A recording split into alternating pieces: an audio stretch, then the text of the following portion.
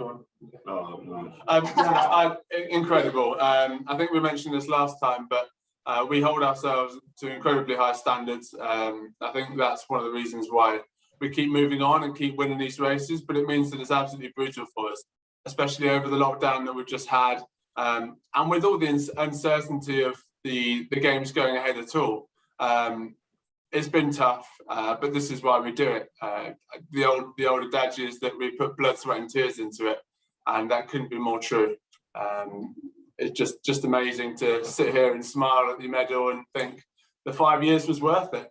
Yeah, I mean, for the first sort of 500, the US sort of stuck with us, which we were maybe hoping to try and break them a little bit earlier.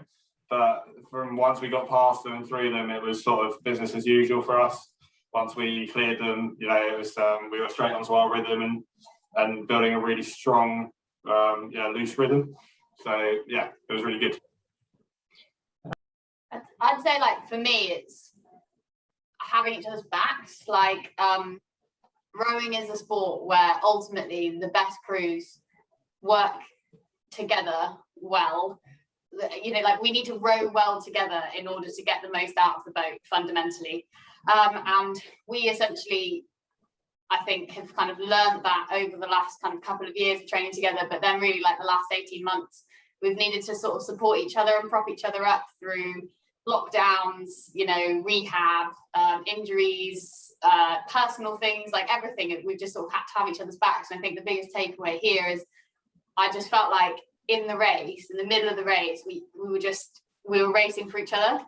We really were backing each other up.